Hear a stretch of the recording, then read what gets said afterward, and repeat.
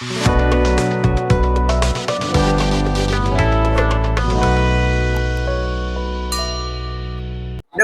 Acid के बारे में हो गया है, बेस के बारे में सब कुछ कंप्लीट हो गया है, अब बच गया है सॉल्ट।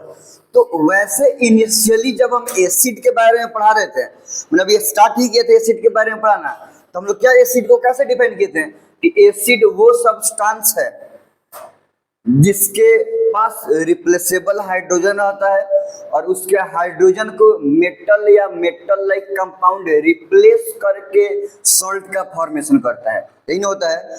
अब पार्शियल रिप्लेसमेंट हो रहा था हाइड्रोजन का तभी भी सॉल्ट बन रहा था, और कंप्लीट रिप्लेसमेंट हो रहा था तभी भी सॉल्ट बन रहा था। याद है? नहीं बन रहा था क्या? तो वहीं से ही है। तो अब जब हम सॉल्ट को अगर डिफाइन करेंगे तो वो कंपाउंड जो एसिड और बेस के रिएक्शन के बाद फॉर्म होता है उस कंपाउंड को हम क्या बोलते हैं? सॉल्ट। और वो कैसे फॉर्म होगा? एसिड के हाइड्रोजन को बेस का मेटल रिप्लेस करेगा और तब जाके क्या होगा कि सॉल्ट का फॉर्मेशन होगा। अगर सब जगह एसिड बेस रिएक्शन के बारे में बात करें और सिंपली समझो कि मान लो कि ये हो गया हाइड्रोक्लोरिक एसिड और ये हो गया सोडियम हाइड्रो ऑक्साइड, यही तो ना हो गया। तो ये हमारा कौन सा कंपाउंड हो गया? एसिड। और ये कौन सा कंपाउंड हो गया? बेस। यहाँ तो कोई दिक्कत नहीं है ना। बेस में ये हो गया सोडियम हाइड्रोक्साइड, मतलब ये सोडियम हो गया मेटल, नहीं हुआ क्या? अब जब सॉल्ट बनता है तो क्या होता है कि एसिड में जो ये H रिप्लेसेबल हाइड्रोजन है कि नहीं है, तो एसिड के रिप्लेसेबल हाइड्रोजन को बेस का मेटल सोडियम क्या करेगा कि इसको रिप्लेस कर देगा। अब सोडियम इसका मेटल इसको रिप्लेस करेगा तो हाइड्रोजन तो क्लोरीन को छोड़ के अलग हो गया। अब ये हाइड्रोजन हाइड्रोक्साइड के साथ OH के साथ रिएक्शन बना के ये H2O बन गया, और ये सोडियम अब हाइड्रोजन को रिप्लेस करके और हाइड्रोजन की जगह पे आ गया। तो पहले HCl था और अब क्या हो गया? NaCl। और हम बोलते हैं कि जो NaCl कंपाउंड बना, यही कंपाउंड कौन सा कंपाउंड है? सॉल्ट, जिसके बारे में हम लोग अभी पढ़ने जा रहे हैं लोग। तो एसिड बेस के रिएक्शन से जो प्रोडक्ट का फॉर्मेशन हुआ, इस प्रोडक्ट को हम लोग क्या बोलेंगे लोग? सॉल्ट। इस साथ में वाटर भी बनता है। और सॉल्ट कब बनता है? जब एसिड के रिप्लेसेबल हाइड्रोजन को बेस का मेटल या मेटल लाइक कंपाउंड क्या करता है कि इसको रिप्लेस कर देता है, तब जाके सॉल्ट का फॉर्मेशन होता है। होता यही है ना। वो चाहे पार्शियल रिप्लेसमेंट करे और चाहे कंप्लीट रिप्लेसमेंट करे। तब हम ये बोल रहे हैं कि मान लो कि चलो यहाँ पे HCl है तो यहाँ पे तो एगो रिप्लेसेबल हाइड्रोजन ही है, ठीक है। अगर H2SO4 रहता, ये सल्फ्यूरिक एसिड रहता, तो ये तो हमारा एसिड ही हो गया। अब इसको मान लो कि NaOH के साथ रिएक्शन करें, हम एकदम टिपिकली बोल रहे हैं कि ये मात्र एक है, मतलब 1 मोल NaOH है। तो एक NaOH है तो यहाँ इसमें सोडियम आयन का होगा एक, और यहाँ पे रिप्लेसेबल हाइड्रोजन कितना है? 2। ये एगो सोडियम आयन इसमें से एगो हाइड्रोजन को क्या करेगा कि रिप्लेस कर देगा। तो 2 हाइड्रोजन में से 1 हाइड्रोजन रिप्लेस हुआ, ये बात समझ में आ रहा है। तो अब यहाँ पे एगो हाइड्रोजन बचा, 2 हाइड्रोजन में से 1 हाइड्रोजन की जगह पर सोडियम आ गया और 1 हाइड्रोजन अभी भी क्या हुआ कि बच गया, और ये तो हमारा सल्फेट हो गया। चलो अब ये हो गया H2O। तो यहाँ पे ये जो कंपाउंड बना ये भी कंपाउंड क्या होगा? ये कंपाउंड भी क्या होगा? सॉल्ट। और इसका फॉर्मेशन कब हुआ? यहाँ पे तो हुआ यही कि एसिड के रिप्लेसेबल हाइड्रोजन को बेस का मेटल रिप्लेस कर दिया, यही हुआ ना। अब ये जितना भी रिप्लेसेबल हाइड्रोजन है सब हाइड्रोजन रिप्लेस हो गया कि कुछ हुआ, कुछ बाकी है? मतलब कंप्लीट रिप्लेसमेंट नहीं हुआ है, पार्शियल रिप्लेसमेंट। और जब यहाँ पे पार्शियल रिप्लेसमेंट हुआ है तो ये कंपाउंड बनाया sodium by sulphate, sodium hydrogen sulphate, यही बनाया ना। और ये भी हमारा क्या होगा? सॉल्ट। अब अगर इसको हम 1 मोल और सोडियम हाइड्रोक्साइड से रिएक्शन करें, सुन रहे सर, तो अब यहाँ पे एगो सोडियम और इस सॉल्ट के पास भी एगो अभी रिप्लेसेबल हाइड्रोजन प्रेजेंट है, तो ये सोडियम इस हाइड्रोजन को रिप्लेस कर देगा, बोलो। और इसके पास जाके सोडियम, तो एगो सोडियम एगो और सोडियम आ गया, तो ये 2 सोडियम हो गया, और ये तो हमारा SO4 रहेगा ही, और प्लस H2O। एक H2O यहाँ पे बना और एक H2O यहाँ पे बना। तो अगर बैलेंस करेगा तो देखना 2H2 आएगा, मतलब H2O के पहले 2 मोलिक्यूल आएगा। समझ में आ रहा है? तो खैर, तो यहाँ पे अब कौन सा रिप्लेसमेंट हुआ है, पार्शियल रिप्लेसमेंट की कंप्लीट रिप्लेसमेंट? समझ में आया ना? क्योंकि अगर 2 रिप्लेसेबल हाइड्रोजन था तो एसिड के दोनों रिप्लेसेबल हाइड्रोजन को 2 मोल सोडियम, 1 मोल यहाँ पे और 1 मोल यहाँ पे, दोनों सोडियम एक एक हाइड्रोजन को रिप्लेस कर दिया है और ये बना दिया Na2SO4। पूरा का पूरा रिप्लेसेबल हाइड्रोजन एसिड का रिप्लेस हो गया बेस के मेटल के द्वारा। तब क्या बना? Na2SO4।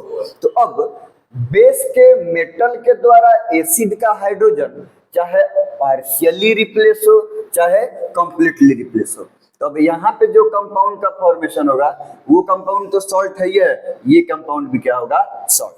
क्योंकि एसिड बेस रिएक्शन में एक्चुअली ये होता है कि एसिड बेस से रिएक्शन करते तो सॉल्ट बनता है, ये तो हम सिंपल जानते हैं, लेकिन सॉल्ट एसिड बेस के रिएक्शन से सॉल्ट बनता कब है, मतलब बनता कैसे है? तो होता क्या है कि बेस का मेटल एसिड के हाइड्रोजन को रिप्लेस कर देता है, तब तो जाकर सॉल्ट का फॉर्मेशन होता है। अब कोई दिक्कत नहीं है ना? तो सॉल्ट क्या है? वो कंपाउंड जो एसिड बेस के रिएक्शन से बनता है जिसमें एसिड का रिप्लेसेबल हाइड्रोजन बेस के मेटल के द्वारा पार्शियली या कंप्लीटली रिप्लेस हो जाता है, तो जो नया कंपाउंड बना उसी नया कंपाउंड को हम क्या बोलते हैं? सॉल्ट। इतना पहले लिख लिया जाए, कोई दिक्कत नहीं हो। तो जनरली अगर पता करना है देख के मोलिक्यूलर फार्मूला से कि सॉल्ट क्या होगा, मैंडेटरी नहीं है, हम नॉर्मल बता रहे हैं, जनरल बात है, इसमें इधर उधर एक्सेप्शन हो सकता है। तो मेटल के साथ हाइड्रोजन हो, हाइड्रोजन समझता है सब, फ्लोरीन हो, क्लोरीन हो, ब्रोमीन हो, आयोडीन हो, 17 ग्रुप के एलिमेंट हो, मतलब जिसके लास्ट में 7 रहता है, फ्लोरीन, क्लोरीन, ब्रोमीन, आयोडीन, ये सब हो। जैसे सोडियम क्लोराइड हम लोग बोलते हैं लोग, सोडियम क्लोराइड, तो सोडियम क्या हो गया? मेटल, और उसके साथ क्या है? क्लोरीन नहीं है क्या? अगर हम बोले सोडियम आयोडाइड या पोटेशियम आयोडाइड, ये पोटेशियम क्या हो गया? मेटल, और उसके साथ क्या हो गया? आयोडीन। तो फ्लोरीन, क्लोरीन, ब्रोमीन, आयोडीन अगर ऐसा करके पूछो तो वो जनरली क्या होता है कि सॉल्ट होता है। मैंने मेटल के साथ हाइड्रोजन हो या मेटल नाइट्रेट हो, सोडियम नाइट्रेट NaNO3, समझ में आ रहा है ना? तो मेटल के साथ नाइट्रेट हो, मेटल के साथ फॉस्फेट हो, मेटल के साथ सल्फेट हो, मेटल के साथ कार्बोनेट हो, कैल्शियम कार्बोनेट नाम सुना होगा सब, पोटेशियम कार्बोनेट, फॉस्फेट हो, सोडियम फॉस्फेट। तो ये सब कंपाउंड जनरली क्या? जनरली सॉल्ट होता है, मैंडेटरी हम नहीं बोल रहे हैं, हाँ जनरली क्या होगा कि सॉल्ट होगा। समझ में आ रहा है?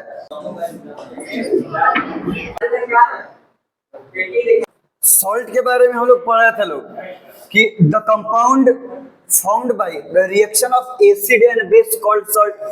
देखो ये H3PO4 ये एसिड है और NaOH क्या हो गया? बेस, मतलब ये हो गया फॉस्फोरिक एसिड, और सोडियम हाइड्रोक्साइड ये बेस हो गया। तो एसिड और बेस के रिएक्शन के बाद जो कंपाउंड बनेगा वो कंपाउंड क्या हो गया? सॉल्ट। तो ये हो गया एसिड, ये हो गया बेस, और ये दोनों रिएक्शन किया, ये सॉल्ट बना कि नहीं बना? तो एसिड और बेस के रिएक्शन से जो कंपाउंड बनता है उसी को बोलते हैं हम लोग सॉल्ट। तो in the formation of salt, मतलब सॉल्ट का फॉर्मेशन कब होता है? कैसे? Replaceable hydrogen of acid is replaced partially और कंप्लीटली बाय मेटल और metal like compound of base. मतलब एसिड का रिप्लेसेबल हाइड्रोजन बेस के मेटल या मेटल लाइक कंपाउंड के द्वारा पार्शियली या कंप्लीटली रिप्लेस होके तब जाके क्या होता है? सॉल्ट का फॉर्मेशन होता है। इसे मान लो यहाँ पे अगर हम फॉस्फोरिक एसिड की बात करें तो फॉस्फोरिक एसिड में कितना रिप्लेसेबल हाइड्रोजन है? 3 गो, और इसमें हम जानबूझ के एक एक लिखे हैं, ये बताने के लिए कि सोडियम हाइड्रोक्साइड 1 ही मोल यूज हो रहा है। तो यहाँ पे 1 मोल सोडियम हाइड्रोक्साइड से 1 ही ना सोडियम आयन निकलेगा। एक गो सोडियम मेटल 3 गो हाइड्रोजन में से एक हाइड्रोजन को रिप्लेस करेगा, तो एक हाइड्रोजन को रिप्लेस करके यहाँ पे आ गया तो 2 गो हाइड्रोजन बच गया कि नहीं बच गया? तो यहाँ पे जो इससे ये बना है, तो ये पार्शियल रिप्लेसमेंट हुआ है कि कंप्लीट रिप्लेसमेंट हुआ है? पार्शियल रिप्लेसमेंट हुआ तो क्या बना? सॉल्ट। तो पार्शियल रिप्लेसमेंट होता है तभी भी, और कंप्लीट रिप्लेसमेंट होता है तभी भी सॉल्ट का फॉर्मेशन होता है। अच्छा यहाँ पे देखो, अब यहाँ पे तो ये तो सॉल्ट बन गया, अब फिर से हम 1 मोल और NaOH से रिएक्शन किए, 1 मोल है, तो यहाँ पे सोडियम, अब तो बच गया 2 हाइड्रोजन, 2 हाइड्रोजन में से 1 हाइड्रोजन को रिप्लेस कर दिया, तो 1 सोडियम, 1 सोडियम, कितना सोडियम हो गया? 2, और फिर भी 1 हाइड्रोजन बचा कि नहीं बचा? तो अब फॉस्फोरिक एसिड में से 2 मोल सोडियम हाइड्रोक्साइड, एक यहाँ पे और एक यहाँ पे, 2 मोल सोडियम हाइड्रोक्साइड, 2 सोडियम से 2 हाइड्रोजन रिप्लेस हो गया और 1 क्या हो गया कि बच गया। तो इससे जो ये बना, तो ये पार्शियल रिप्लेसमेंट हुआ कि कंप्लीट रिप्लेसमेंट हुआ? पार्शियल क्यों? क्योंकि टोटल रिप्लेसेबल हाइड्रोजन रिप्लेस नहीं हुआ है। खैर कभी भी सॉल्ट बना कि नहीं बना? तो पार्शियल रिप्लेसमेंट हो तभी भी सॉल्ट बनता है, और अभी भी 1 रिप्लेसेबल हाइड्रोजन प्रेजेंट है, तो 1 मोल और सोडियम हाइड्रोक्साइड ले लो। अब बेस का मेटल इसके रिप्लेसेबल हाइड्रोजन को रिप्लेस करेगा, 2 ऑलरेडी सोडियम है और 1 और सोडियम, 3 सोडियम हो गया, ये सोडियम फॉस्फेट हो गया, तो ये भी सॉल्ट है कि नहीं है? तो अब यहाँ पे देखो, फॉस्फोरिक एसिड से 1, 2, 3 मोल सोडियम हाइड्रोक्साइड का मेटल में 3 सोडियम, 3 हाइड्रोजन को रिप्लेस कर दिया, तो अब इससे जो ये कंपाउंड का फॉर्मेशन हुआ, तो ये पार्शियल रिप्लेसमेंट हुआ कि कंप्लीट रिप्लेसमेंट हुआ? क्योंकि 3 मोल सोडियम हाइड्रोक्साइड के 3 सोडियम से 3 एसिड का 3 रिप्लेसेबल हाइड्रोजन रिप्लेस्ड हो गया, और तब जाके सोडियम फॉस्फेट बच गया, अब इसमें एक भी हाइड्रोजन प्रेजेंट नहीं है। तो यहाँ पे कंप्लीट रिप्लेसमेंट हुआ, और यहाँ पर भी कंप्लीट रिप्लेसमेंट से माने एसिड के टोटल रिप्लेसेबल हाइड्रोजन रिप्लेस हो गया है बेस के मेटल के द्वारा। तो कंप्लीट रिप्लेसमेंट से जो प्रोडक्ट बना, जो कंपाउंड बना, वो भी क्या है कि सॉल्ट है। तो यही हम बात बोल रहे थे कि एसिड का रिप्लेसेबल हाइड्रोजन बेस के मेटल के द्वारा चाहे पार्शियली रिप्लेस्ड हो या कंप्लीटली रिप्लेस हो, जब नया कंपाउंड का फॉर्मेशन होगा तो पार्शियल या रिप्लेस सब वाला क्या होगा कि सॉल्ट बनेगा। और एसिड बेस न्यूट्रलाइजेशन रिएक्शन में सॉल्ट के साथ क्या बनता है? वाटर बनता है। खैर अभी हम लोग को सॉल्ट के बारे में देखना है। तो इस केस में पार्शियल रिप्लेसमेंट हुआ, इस केस में भी पार्शियल, लेकिन इस केस की बात करें, तीनों के द्वारा कंप्लीट रिप्लेसमेंट हो गया हाइड्रोजन का। ठीक है, यहाँ तो कोई दिक्कत नहीं है ना। अब हम लोग लिख ले कुछ सॉल्ट का एग्जांपल्स। ठीक, ये क्या है? यहाँ पे ये मेटल कार्बोनेट है, metal nitrate, magnesium chloride, metal chloride है ना, सल्फेट, फॉस्फेट, यही सब ना है। ये तो बात पहले बता दिए हैं कि मेटल कार्बोनेट हो, नाइट्रेट हो, फॉस्फेट हो, सल्फेट हो, क्लोराइड हो, और भी बीच में आएगा, तो वो सब क्या होगा कि सॉल्ट। तो यहाँ पे ये calcium carbonate, sodium nitrate, magnesium chloride, sodium sulphate, potassium phosphate, sodium bisulphate, या इसी को बोलते हैं sodium hydrogen sulphate, sodium chloride, जिसको कॉमन सॉल्ट भी बोलते हैं, domestic use. General property of salt,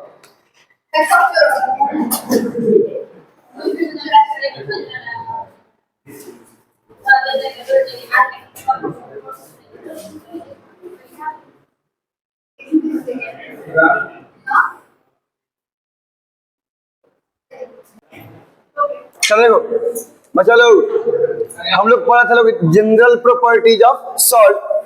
तो अगर सॉल्ट के प्रॉपर्टी में पढ़े तो वैसे हम एसिड में क्या पढ़े थे कि एसिड पॉजिटिव आयन देता है, हाइड्रोजन देगा ना, और बेस निगेटिव आयन देता है, सॉल्यूशन में OH- हाइड्रोक्सिल आयन देता है। लेकिन सॉल्ट पॉजिटिव आयन भी देगा और निगेटिव आयन भी देगा। ठीक है, salt solution does not change the colour of red and blue litmus paper. Acid क्या था? एसिड रेड लिटमस को चेंज नहीं करेगा, ब्लू लिटमस को रेड कर देगा, ब्लू रेड लिटमस को ब्लू कर देगा, और ब्लू लिटमस को कोई कन्वर्ट नहीं करेगा। सॉल्ट रेड लिटमस को भी चेंज नहीं करेगा किसी दूसरे कलर में, और ब्लू लिटमस को भी किसी दूसरे कलर में चेंज नहीं करेगा। मतलब लिटमस पेपर पे सॉल्ट का कोई इफेक्ट नहीं, सॉल्ट सॉल्यूशन का कोई इफेक्ट नहीं है। Dry salt does not show any properties of salt, बाकी सबके जैसा ही है कि अगर ड्राई सॉल्ट है तो सॉल्ट का कोई भी बेसिक प्रॉपर्टी शो नहीं करेगा, लेकिन जैसे ही सॉल्ट को एक्वस कर देंगे, सॉल्ट का सॉल्यूशन बना देंगे, वो सॉल्यूशन सॉल्ट का सब प्रॉपर्टी को बताएगा। ठीक है, एक्वस सॉल्ट और इवन एसिडिक कैरेक्टर में ये भी आता है, सॉरी सॉल्ट के कैरेक्टर में ये भी आता है कि अगर एक्वस है, सॉल्यूशन के फॉर्म में है, तो वो इलेक्ट्रोलाइट है, माने वो करंट कंडक्टिंग लिक्विड है, तार डाल देने पर वाटर से होते हुए करंट एक एंड से दूसरे एंड पर जाएगा, एक इलेक्ट्रोड से दूसरे इलेक्ट्रोड पे करंट आराम से चला जाएगा। तो एक्वस, एसिड, बेस, सॉल्ट तीनों अगर सॉल्यूशन फॉर्म में है तो उनका सॉल्यूशन इलेक्ट्रोलाइट है, करंट कंडक्टिंग लिक्विड है। वैसे एकदम प्योर वाटर इलेक्ट्रिसिटी को कंडक्ट नहीं करेगा, एकदम ड्राई सॉल्ट है प्योर, वो भी इलेक्ट्रिसिटी को कंडक्ट नहीं करेगा, लेकिन जैसे ही पानी में सॉल्ट मिला देंगे वो सॉल्यूशन इलेक्ट्रिसिटी को कंडक्ट करेगा। तो प्योर वाटर में एसिड मिला दें चाहे बेस मिला दें तो वो सॉल्यूशन इलेक्ट्रोलाइट बन जाएगा, इलेक्ट्रिसिटी को कंडक्ट करेगा। एक क्वेश्चन आ रहा था, क्या बोलते हैं तुम लोग की बुक में स्कूल टाइम में कि ग्लूकोज और अल्कोहल में हाइड्रोजन होता है उनके कंपाउंड में, मोलिकुलर अगर हम फार्मूला की बात करें तो उसमें हाइड्रोजन होता है, लेकिन वो एसिड नहीं है। इस बात को प्रूफ करना है कि हाइड्रोजन होता है फिर भी वो एसिड नहीं है। हम लोग एसिड के प्रॉपर्टी में क्या पढ़े हैं कि एसिड में हाइड्रोजन तो होगा और एसिड सॉल्यूशन करंट को कंडक्ट करता है। अब ग्लूकोज के सॉल्यूशन को चाहे अल्कोहल के सॉल्यूशन को अगर हम इलेक्ट्रिसिटी लगाएंगे तो करंट उसमें से कंडक्ट नहीं करेगा। तो अगर हाइड्रोजन होने के बाद वो एसिड रहता तो उसमें करंट जाता, लेकिन करंट नहीं जा रहा है, मतलब क्या हुआ कि हाइड्रोजन तो है लेकिन वो एसिड नहीं है, तब लोग करंट को कंडक्ट नहीं करे। क्योंकि हम तो प्रॉपर्टी में पढ़े हैं कि एक्वस फेज में एसिड इलेक्ट्रिसिटी को कंडक्ट करता है, तो अगर वो हाइड्रोजन तो है उसमें और इसके अलावा अगर वो एसिड रहता तो करंट कंडक्ट करता, नहीं हो रहा है, माने उसमें एसिड का प्रॉपर्टी नहीं है, तो प्रॉपर्टी नहीं है तो बेसिक का प्रॉपर्टी नहीं है तो एसिड कहलाएगा नहीं कहलाएगा। मतलब उसमें जो हाइड्रोजन है वो रिप्लेसेबल हाइड्रोजन नहीं है, नॉन रिप्लेसेबल हाइड्रोजन है। और एसिड का डेफिनेशन रिप्लेसेबल हाइड्रोजन से होता है, एसिड में से रिप्लेसेबल हाइड्रोजन निकलता है, नॉन रिप्लेसेबल हाइड्रोजन नहीं निकलता है। तो अगर हाइड्रोजन है भी ग्लूकोज और अल्कोहल में तो वो नॉन रिप्लेसेबल वाला है, रिप्लेसेबल वाला नहीं है। सॉल्ट का पीएच कितना होगा, एकदम एग्जैक्टली 7। आगे पढ़ेंगे एसिडिक सॉल्ट, बेसिक सॉल्ट होगा, स्लाइटली लेस देन या स्लाइटली मोर देन 7 हो जाएगा। सॉल्ट और जनरली कंपाउंड बताए थे, कल एग्जांपल भी लिखवाए थे। ये तो मेटल का हाइलाइट है, हाइड्रोजन से बनता है हाइलाइट, क्लोरीन से बनता है क्लोराइड, क्यों कंपाउंड का हाइड्रो ऑक्साइड, ऑक्सीजन से बनता है ऑक्साइड।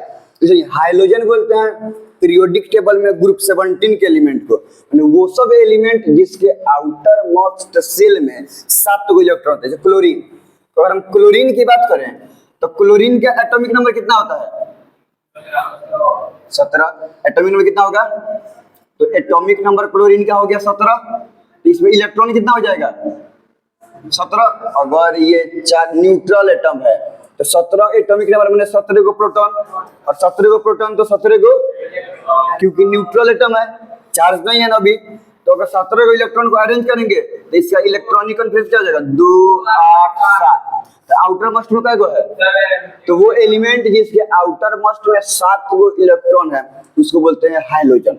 ठीक है, पीरियोडिक टेबल में गिनोगे तो 17 हुआ है, ग्रुप 17 का एलिमेंट है। तो जितना भी क्लोरीन, फ्लोरीन, आयोडीन, ब्रोमीन, ये सब एलिमेंट आता है, इस सब को बोलते हैं हम लोग हाइड्रोजन, ग्रुप 17 में आता है, इस सब को क्या बोलते हैं हाइड्रोजन। तो अगर सोडियम क्लोराइड है तो मेटल के साथ हाइड्रोजन है कि नहीं है, मेटल हाइलाइट हुआ, चाहे फ्लोराइड है, चाहे आयोडाइड है, चाहे ब्रोमाइड है, ये बात समझ में आ रहा है। तो हाइड्रोजन से बनता है हाइलाइड, और क्लोरीन, ब्रोमीन, आयोडीन को हम लोग बोलते हैं हाइड्रोजन। कोई दिक्कत नहीं है ना। तो मेटल हाइलाइड है या मेटल फॉस्फेट है, किसी भी मेटल एलिमेंट के साथ फॉस्फेट ग्रुप है, या नाइट्रेट है, कार्बोनेट है, सल्फेट है, तो ऐसा कंपाउंड जनरली सॉल्ट होता है। ठीक है। Salt are the result of neutralisation reaction. ये हम सबको पता है कि न्यूट्रलाइजेशन रिएक्शन होता है तो सॉल्ट और वाटर बनता है। तो सॉल्ट न्यूट्रलाइजेशन रिएक्शन का ही रिजल्ट है कि नहीं है, उसी के प्रोडक्ट में आता है। तो सॉल्ट न्यूट्रलाइजेशन रिएक्शन का रिजल्ट है। बनता कैसे तो हम लोग फर्स्ट इंट्रोडक्शन में ही देख लिए हैं। सॉल्ट कैसे बनेगा, एसिड का रिप्लेसेबल हाइड्रोजन रिप्लेस कर दिया जाएगा बेस के मेटल के द्वारा। तो कोई भी मेटल या मेटल लाइक कंपाउंड एसिड के हाइड्रोजन को पार्शियली या कंप्लीटली रिप्लेस करके सॉल्ट बना देता है। पार्शियली रिप्लेस करेगा तभी भी सॉल्ट बनेगा, और कंप्लीटली रिप्लेस हो जाएगा तभी भी जो कंपाउंड बनेगा वो सॉल्ट ही होगा। ये तो हम लोग डेफिनेशन में देख चुके हैं। ये तो हो गया सॉल्ट का जनरल प्रॉपर्टी। अब हम लोग देखने जा रहे हैं टाइप्स ऑफ सॉल्ट। तो सॉल्ट 4 टाइप्स का होता है बेसिकली। एक को बोलते हैं नॉर्मल सॉल्ट, दूसरा acidic salt, basic salt, double salt. तो अगर हम नॉर्मल सॉल्ट की बात करें तो नॉर्मल सॉल्ट वो सॉल्ट है तो अगर स्ट्रॉन्ग एसिड स्ट्रॉन्ग बेस से जो सॉल्ट बनेगा वो भी होगा नॉर्मल, या वीक एसिड और वीक बेस से जो सॉल्ट बनेगा वो भी सॉल्ट नॉर्मल सॉल्ट ही होगा। ठीक है। या अगर जनरली हम बोलने की रिएक्शन से कैसे पता चलेगा तो बस ऐसे मोटे तौर पे तुम देख सकते हो, हालांकि अभी बोल रहे हैं कि मोटे तौर पे मैंडेटरी भी नहीं है, कि अगर एसिड और बेस जो रिएक्शन करके सॉल्ट बना रहा है तो अगर एसिड का जितना बेसिसिटी है, अगर बेस का उतना ही एसिडिटी है तो ये सॉल्ट कैसा सॉल्ट हो जाएगा, नॉर्मल सॉल्ट। हालांकि हम तो नंबर ऑफ मोल्स ऊपर नीचे करके हम लोग अलग अलग वाला को भी नॉर्मल सॉल्ट बनता है, वैसा कोई बात नहीं है, इसलिए बोल रहे हैं कि मैंडेटरी नहीं है। हाँ, मेन बात यही है कि स्ट्रॉन्ग एसिड स्ट्रॉन्ग बेस या वीक एसिड वीक बेस से जो सॉल्ट बनेगा उसी को बोलेंगे हम लोग नॉर्मल सॉल्ट। ये सॉल्ट मेकिंग पार्शियली रिप्लेस हो रहा था, सोडियम हाइड्रोजन कार्बोनेट बन रहा था, सोडियम हाइड्रोजन कार्बोनेट नहीं बन रहा था क्या, पार्शियली रिप्लेसमेंट कर रहा था तो सोडियम बाई कार्बोनेट। तो इसमें एसिड का अभी रिप्लेसेबल हाइड्रोजन ये बच गया कि नहीं बच गया है, कि कंप्लीटली रिप्लेस करेंगे तो ये हाइड्रोजन निकल जाएगा। तो अभी सॉल्ट तो है लेकिन इसमें एसिडिक हाइड्रोजन माने रिप्लेसेबल हाइड्रोजन है कि नहीं है, रिप्लेसेबल हाइड्रोजन को ही बोलते हैं एसिडिक हाइड्रोजन। तो इसके चलते ही थोड़ा बहुत सॉल्ट के पास एसिडिक प्रॉपर्टी रहेगा, इसीलिए ऐसा सॉल्ट को बोलते हैं हम लोग एसिडिक सॉल्ट। ठीक है। तो अगर एसिड में एसिड के एसिडिक हाइड्रोजन का पार्शियल रिप्लेसमेंट हो रहा है, माने कुछ निकल गया और कुछ बचा, तभी भी एसिडिक सॉल्ट बनता है। अगर कंप्लीट रिप्लेसमेंट हो रहा है तब हाइड्रोजन तो बचा नहीं है, बचा है क्या, पूरा का पूरा हाइड्रोजन निकल गया है, तब जाके बनता है नॉर्मल सॉल्ट। कोई दिक्कत नहीं है ना। तो अब सेम स्ट्रेंथ का एसिड बेस से रिएक्शन करें तब जाके क्या बनेगा, नॉर्मल सॉल्ट। अगर एसिड स्ट्रांग हो तो बेस भी स्ट्रांग हो, नॉर्मल सॉल्ट। एसिड वीक हो तो बेस भी वीक हो। सेम स्ट्रेंथ के एसिड और बेस रिएक्शन करता है तो बनता है नॉर्मल सॉल्ट। उसमें एसिडिक हाइड्रोजन कंप्लीटली रिप्लेस हो जाता है। अब समझ में आ रहा है कि नहीं आ रहा है? तो एक बार नॉर्मल सॉल्ट को हम लोग देख लिया जाए।